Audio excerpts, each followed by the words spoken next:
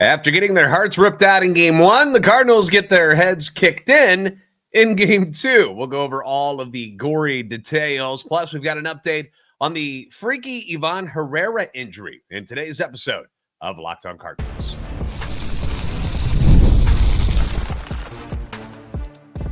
You are Locked On Cardinals, your daily St. Louis Cardinals podcast. Part of the Locked On Podcast Network, your team every day.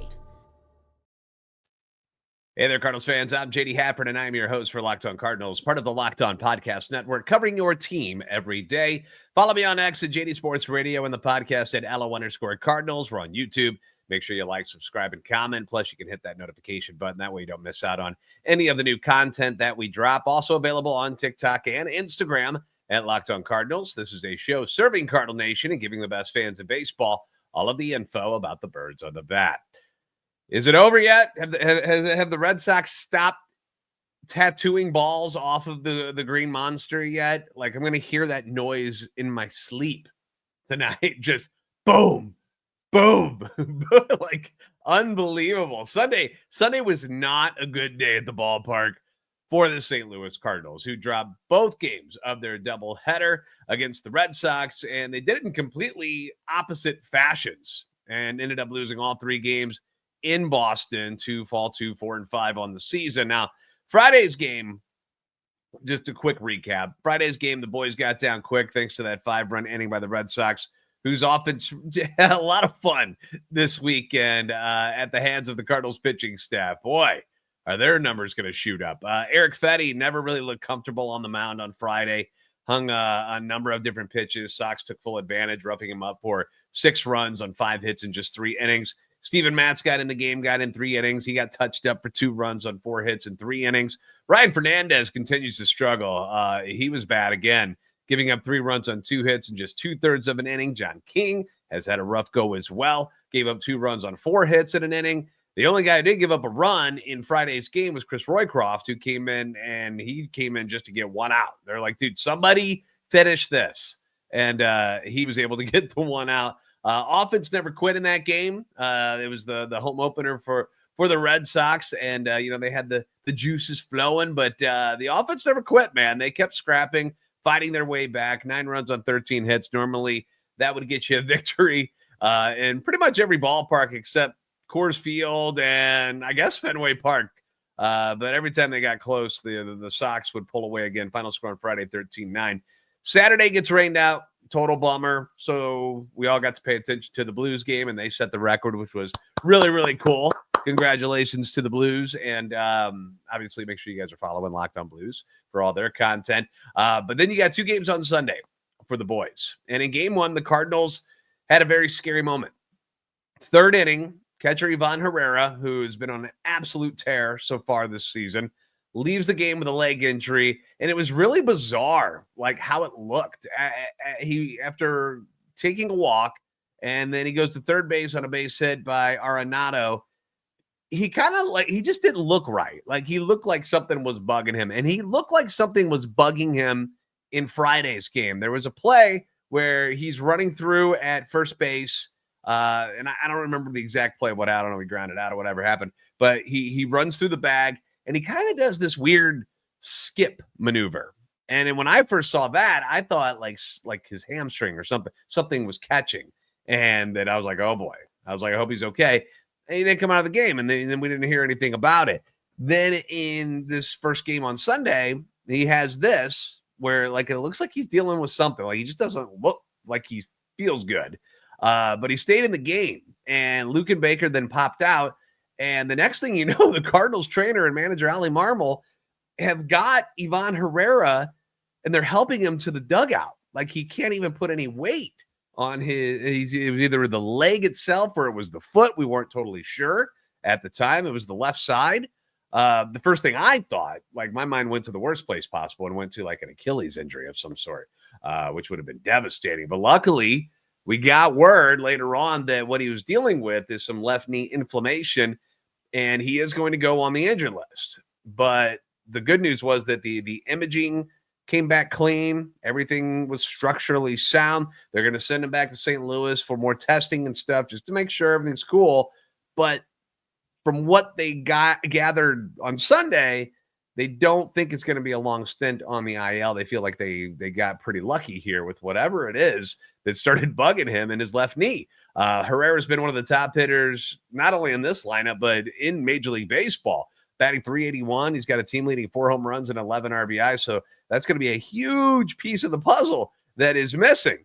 And if there's one position where you don't want an injury to occur at during a doubleheader, it's at catcher. Because it's not like you got like 4 or 5 of them sitting around there. Because now after Herrera had to leave in the first game in the third inning, you got to bring Pedro Pages in. And your emergency catcher is Wilson Contreras. Now, granted, Contreras has been a catcher almost his entire career, but you're not trying to, go down that road again where Contreras has to sometimes fill in as a catcher. I'm sure he'd be prepared to do it. I'm sure he's still got his gear and stuff, but we don't really want to go there. We would like to leave him at first base. The Cardinals actually don't have another catcher on their 40-man roster, so they're going to have to make a move of some sort to bring up the guys from AAA. The options that they had, they've already made a decision, by the way, but the options they had were Gavin Collins, who's a 29-year-old catcher, hitting .455 with 6 RBIs and 11 at-bats so far.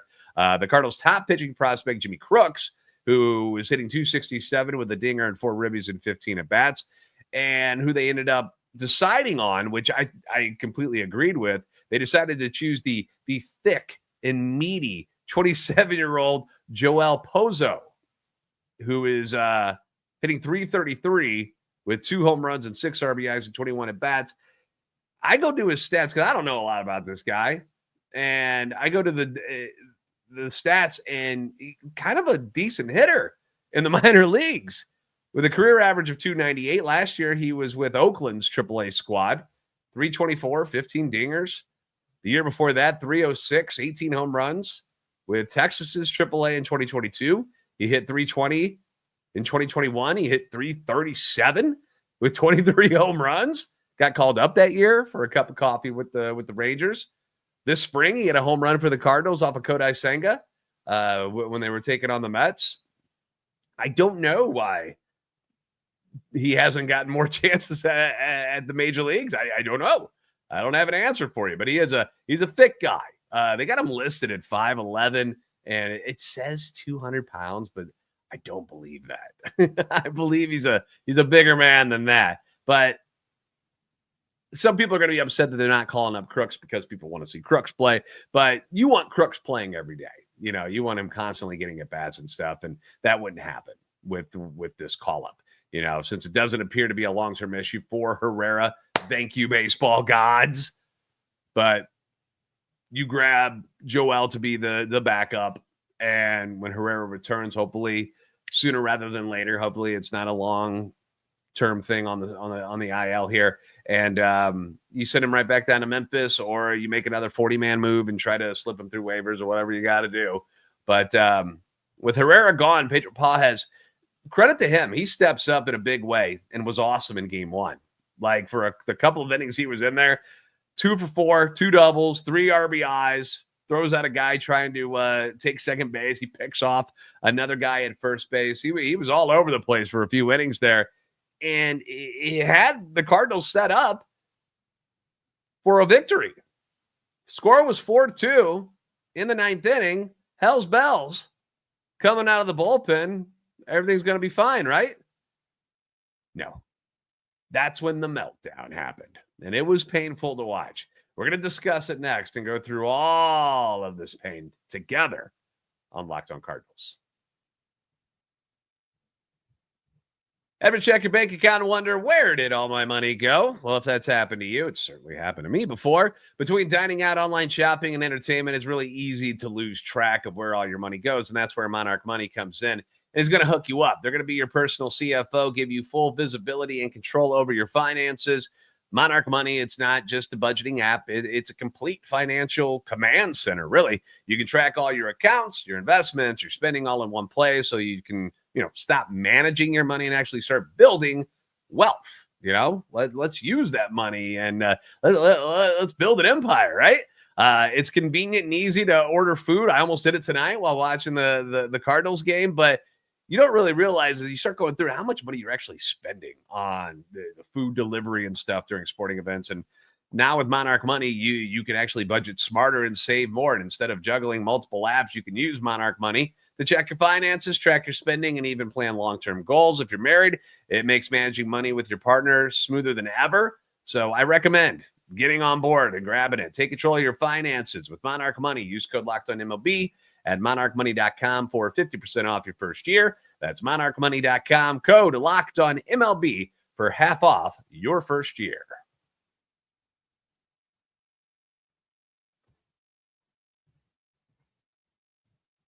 Thanks again for making Locked On Cardinals your first listen every day. Leave your comments on YouTube as well as on X anytime you want. Your feedback is always welcome and encouraged. Every closer is going to have games where their stuff just ain't any good.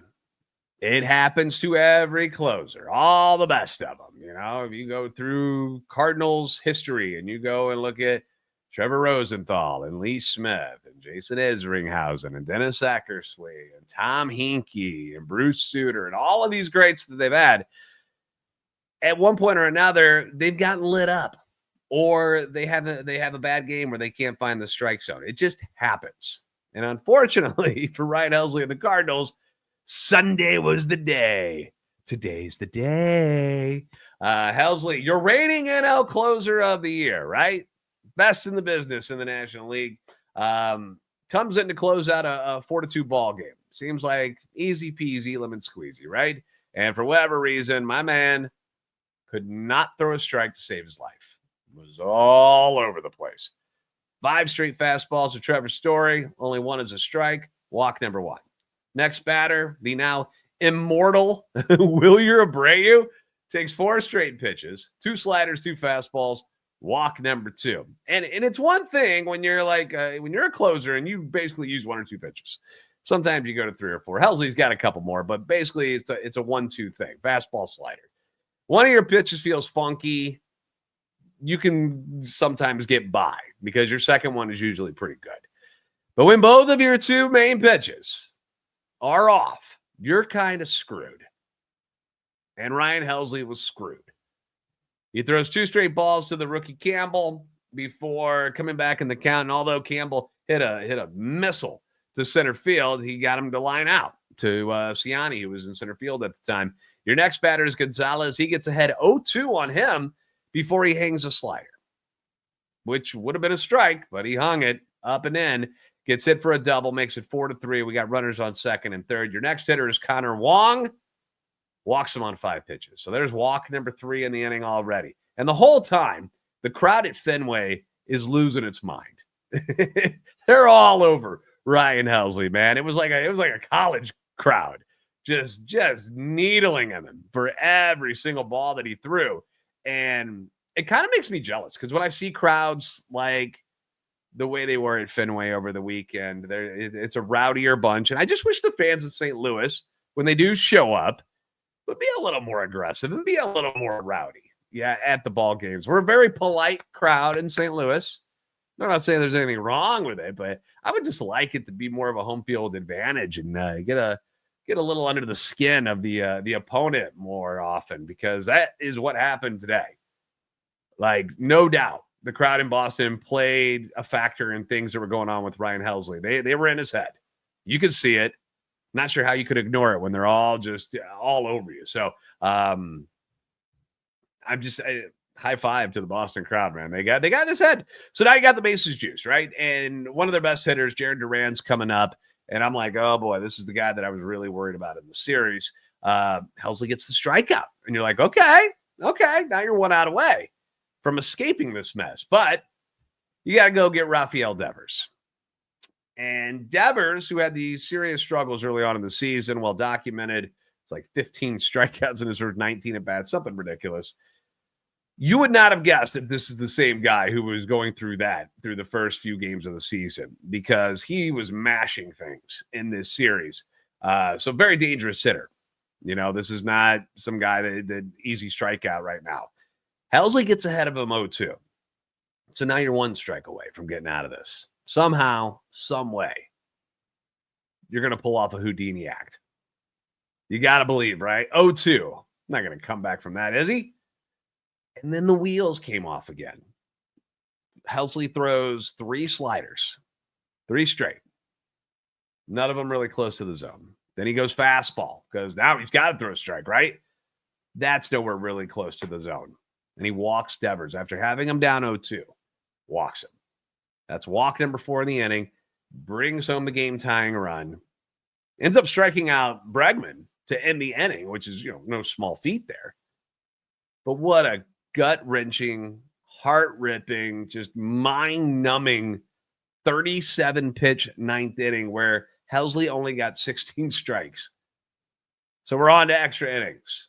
So it goes from 4-2 to 4-4, and you could just tell. You were like, we're screwed. We are screwed. The Cardinals go quietly against Aroldis Chapman in their half of the inning, and then it's Wilyer Abreu again. Walk-off single against Fernandez to win it. Cards go down 5-4. And fans, online and stuff, they're hitting me up and asking, why are they leaving Helsley out there to just rot? And he's struggling. He's not throwing strikes. Why does Ali not come get him? And I'll say this. You normally don't pull your NL reliever of the year in a save situation. You trust him. He's your guy. You believe he's going to get those final 3 outs for you. He was 1 strike away from finishing it. And then it just went, and it vanished again.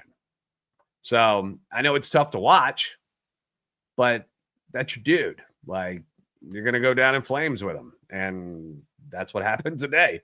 You also got a doubleheader to think about. So you don't really want to warm up another guy and bring him in and then burn another pitcher so that you're short again in game 2. You're also thinking, yeah, I got Miles Mikolas on the mound in game 2 as well, so things might not be good. So I might need some relief pitchers. So I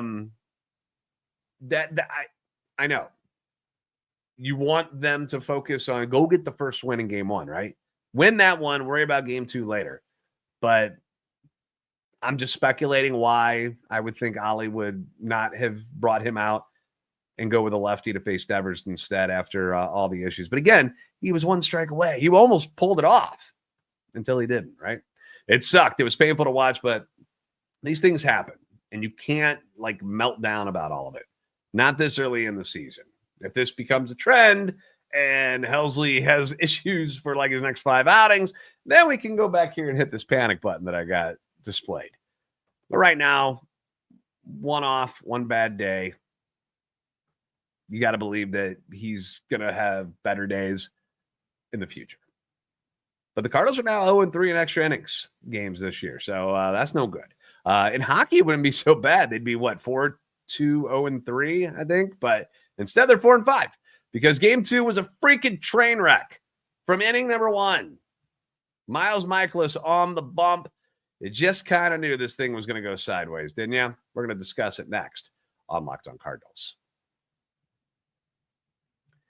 When it comes to fueling your body, quality matters. What you put in, very, very important. And that's why Just Ingredients is changing the game with clean, high-quality products that are designed to support better health and peak performance. Just Ingredients offers an NSF-certified line of protein powder, electrolytes, pre-workout, and creatine, all rigorously tested to ensure that they are free from substances banned by major athletic organizations. That way you can trust them. Just Ingredients is partnered with 2-time MVP Bryce Harper, who trusts them to not be in trouble. He trusts their NSF-certified sports line to fuel his training and recovery.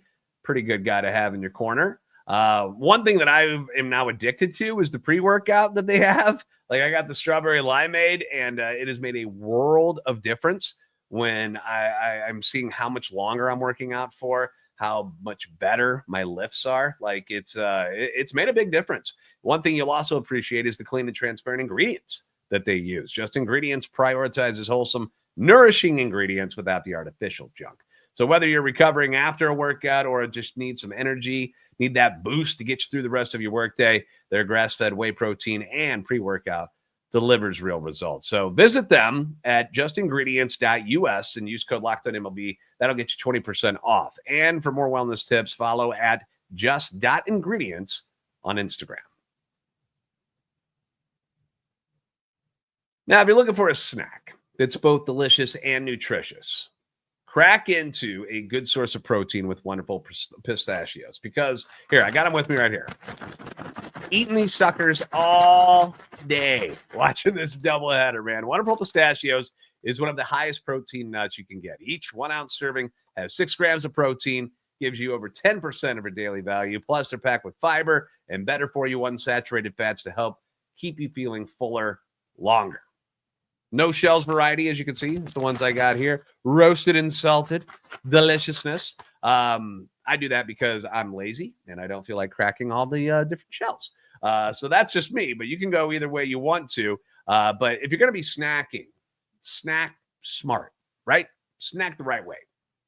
Wonderful Pistachios. Makes it super easy to get that quick protein boost and provide you all 9 essential amino acids. So get snacking and get cracking with the snack that packs a protein punch. Visit wonderfulpistachios.com to learn more.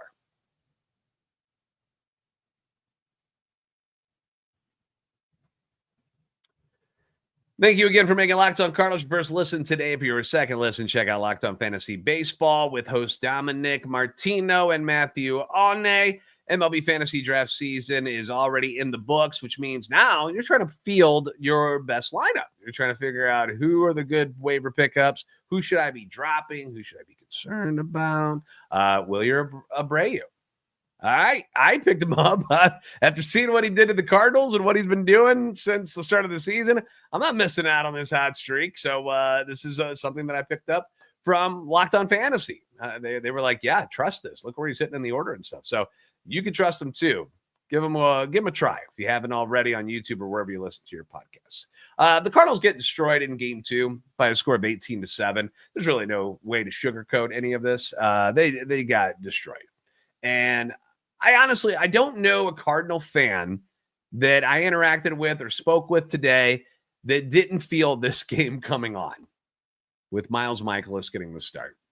Mikolas was fine against the Angels in his first start. But the way the Red Sox were swinging the bats in that first game on Friday, not nearly as good in the second game, in Game 1, I should say, on Sunday. But you just could sense it, right? You know, the momentum swing where they came back and overcame Ryan Helsley and got this huge momentum swing going their way heading into Game 2 on Sunday night. And I even told my wife, I was like, this one is probably going to be bad, because she was like, I'm going to watch the game with you. I'm like, all right, just a heads up. It may not go very well because Miles Mikolas is starting.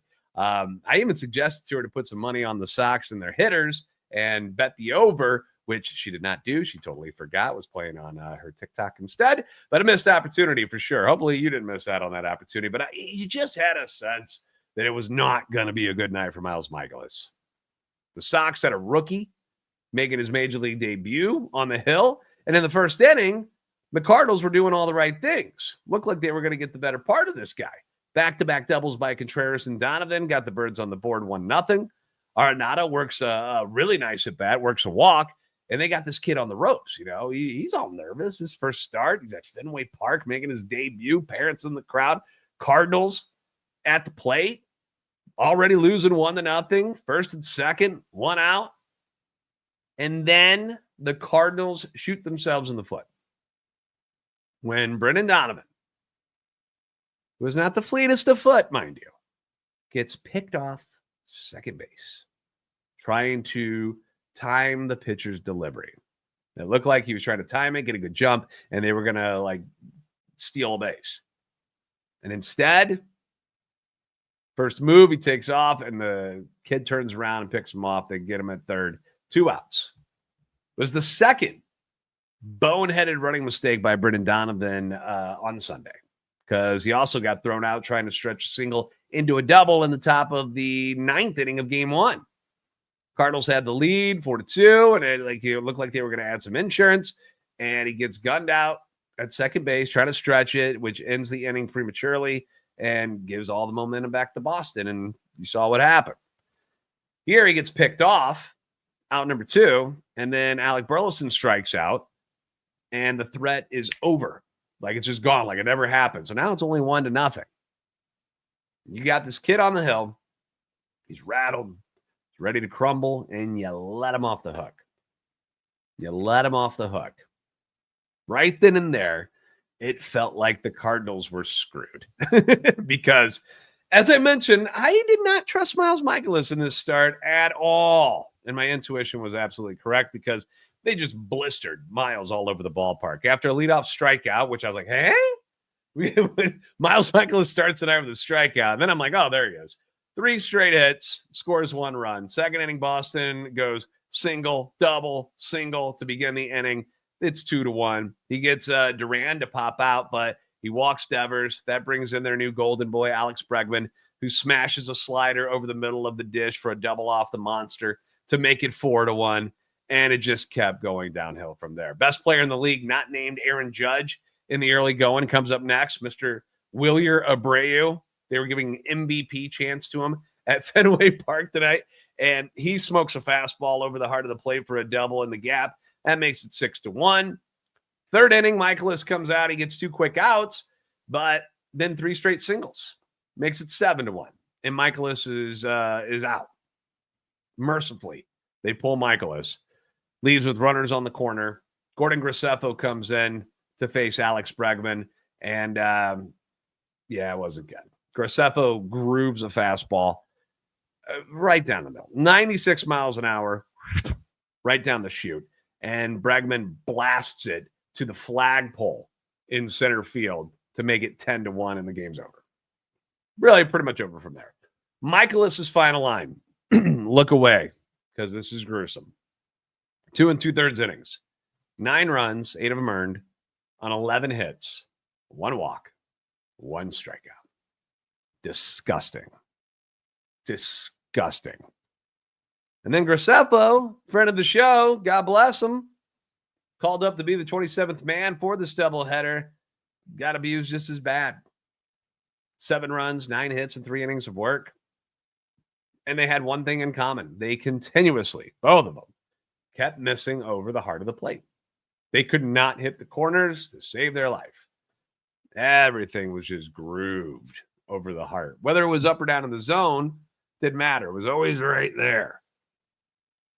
And the Red Sox basically used them for batting practice. Like, the Green Monster got its ass kicked for Sunday Night Baseball. Like, they even did a montage of Red Sox players hitting missiles off the Green Monster. They're like, dude, listen to the sounds of these. And just one after another, just popping off the monster. They said at one point in the game, they said that they had 19 balls that the Red Sox had hit that were at 100 miles per hour or more. 19 just in the Sunday night game. They played at 18. They banged out 22 hits in the game. For the series, the Red Sox scored 36 runs and had 46 hits in 3 games. That is an average of 12 runs and 15 hits per game. That is unacceptable. That is completely unacceptable. At any level of baseball, I don't care if it's T-ball, much less the major leagues. Not one starter for the Cardinals in this series got through 5 innings. Fetty gone after 3. Palante out after 4 1/3. Mikolas 2 2/3. Now, Palante, in my opinion, pitched better than his line reads. Gave up 2 runs on 4 hits, struck out 6. He walks 3. He was not very efficient, for sure. But the Red Sox hitters, they were battling him. There was some really long, tough at-bats that just kept driving up Palante's pitch count. But to get 10 innings from your starters in 3 games, that's brutal. That is brutal. Your closer, one of the best in baseball, having a meltdown and throwing 37 pitches and blowing the game on top of that is catastrophic, because guess what? At the very least, he's now worthless for Monday's game in Pittsburgh. He's not going to be able to go. On the positive side of things, because I don't want to just be negative, but on the positive side of things, not that there was a lot of them, the Cardinals' offense continues to absolutely rake at the plate. They score 7 runs in game 2 on 12 hits, which now gives them 10 or more hits in every game so far to start the season, which sets a new National League record. They're now 1 game short of tying the MLB record set by Cleveland in 1999. So that's cool. Thomas Ajacey, who got called up after Gorman got hurt, he appeared in both games on Sunday. 2 for 4 on the day, 4 RBIs, including an absolute tank shot while wearing batting gloves because it was a chilly night. So he put on the gloves. He traveled 430 feet, 109 miles per hour off the bat. Like, whoa, where did that come from? Pedro Pajes had that big game in game 1 after coming in relief for the injured Herrera. 0 for 5 in game 2. Long day for him. Brennan Donovan had 3 hits in game 2, was 7 for 10 in the series with 5 RBIs, but 2 base running blunders by him. He had the blunder throwing home in that extra innings game against the Angels. So, I mean, I'm not hating on Donovan, but he's got to clean that crap up. Mason Wynn, who we all know had that frigid start to the season. 2 hits in each of his last 4 games, 6 for 11 in the series, 2 ribbies, 3 runs scored. Mason's turning it around. He's up to 242 average. I know Contreras still not there yet. Ugly start, but he was 2 for 3 in game 2. So hopefully he's starting to come around finally. They're going to need that with Herrera's bat out of the lineup for a little bit. Nolan Arenado got a hit in every game this season and is riding a 15-game hitting streak, which dates back to last season. Hitting 343, I think. So as a team, I mean, these numbers you're like, whoa. They lead the league in batting average as a team at 301. Their OBP first at 380. They're second in slugging and OPS behind only the Yankees. They are third in hits. They're tied for 5th in walks and doubles. They're 5th in home runs. They're 4th in runs scored. They are 9th as far as like least amount of strikeouts. The offense has been a lot of fun to watch. Even in this game on Sunday night where they were way out of hand already, and they kept doing it. They kept coming. They get to, 18-7. I know, sucks. But they kept taking good at bats. They weren't quitting. Pitching has been the issue. And after this series, the numbers are ghastly. They're now last in ERA at 6.01, 4th lowest in strikeouts, so they're not getting any swing and miss again. Outside of Sonny Gray, like nobody's striking anybody out. Middle of the pack in walks, 3rd most runs against, 10th in batting average against at 259. In the bullpen, and it's not like they're all terrible, but the 2 guys that are struggling the most, Ryan Fernandez and John King. Ryan Fernandez has not been good at all. I don't know what's going on with this dude because he was all right in spring training. Obviously, he was pretty good last year, and it is not coming together at all so far in 2025. 13.50 ERA in 4 innings, okay? 4 innings pitched. He's allowed 8 runs, 6 hits, 4 walks, and only has 1 strikeout. Where is the real Ryan Fernandez? Who is this guy? John King, so reliable last year. Has allowed 4 runs on 7 hits. He's walked 3 in 2 innings of work.